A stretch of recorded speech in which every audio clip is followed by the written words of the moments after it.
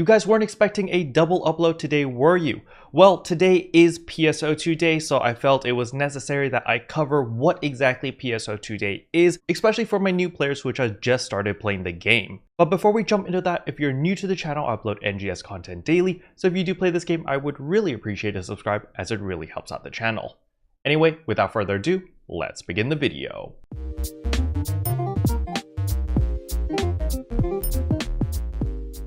So the very first thing I want you to do when you log in is to go to your systems over here, get campaign items and receive item from account. You're going to notice that you have a PSO2 day campaign item, which actually gives you 50 star gems as well as 2 special scratch tickets. So make sure to pick that up. After you pick up those items, you need to actually consume the ticket to actually get the 50 star gems. I know a lot of people just kind of picked it up and they're like, wait, where are my star gems?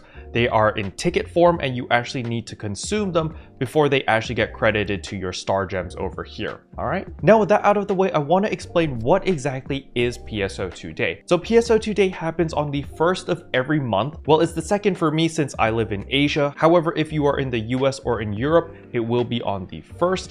And basically it happens every single month. So the special thing about PSO2 day is these buffs apply to everyone regardless whether you're free to play or premium. So what exactly are the boosts? You actually get an EXP earn plus 20% as well as a rare drop rate plus 50%. Now the duration of these buffs lasts a little bit over 24 hours. If you're watching this video as it goes live, there are 20 more hours of this buff, so please take advantage of this. So in order to check if the PSO2 day buffs are active, you're simply going to open up your map and hover over any exploration zone or combat zone, and you're going to notice that it says campaign boost. So on my keyboard, if I press the tab key or sector information, as you can see on the bottom left of my map, when I click on this, now you'll notice that I get all this information. However, I'm just going to click on campaign boost, and over here you can see what the boosts are. So we're actually getting an EXP earn plus 40% as well as a rare drop rate plus 50%.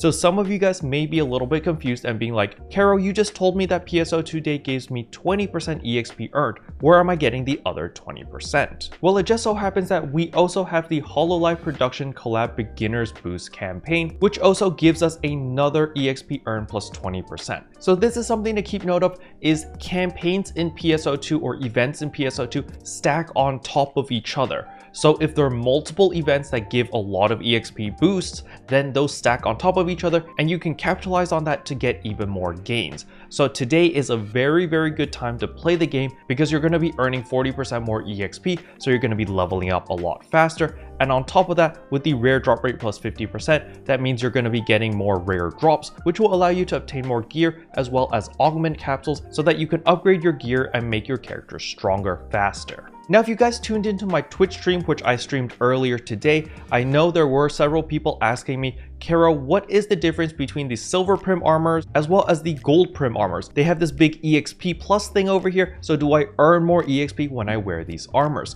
That is not the case. This big EXP thing over here actually is one of the augments, as you can see here, increases EXP earned by 450 when used as enhancement material. So the golden Primm armors as well as the silver Primm armors are not meant to be used as regular armor. You're not supposed to equip these and use these armors when you're progressing through the game. You're actually going to be using your gold and silver Primm armors in order to enhance your actual armors that you've decided to use. So in my case, I have the Sorzest armor, which I talked about in my previous video. So I will be using the golden Primm as well as the silver Primm armors in order to enhance these armors to get them to plus 50. So to just show you how to enhance your armors, I'm actually going to be using my Sheza armor over here as an example. So first of all, you need to find the item lab. There's an item lab in every city. So I'm just going to show you the one in Central City, and it is right here. So you can see right here, there is the item lab enhancement tactician. You're simply going to talk to them, and the first option is item enhancement. Then you're going to select whatever you want to enhance. So in our case, we're going to be upgrading our Sheza armor. We're going to click on that. And then by default, it will be an inventory. So I do not want to feed this armor into it because this is another expensive piece.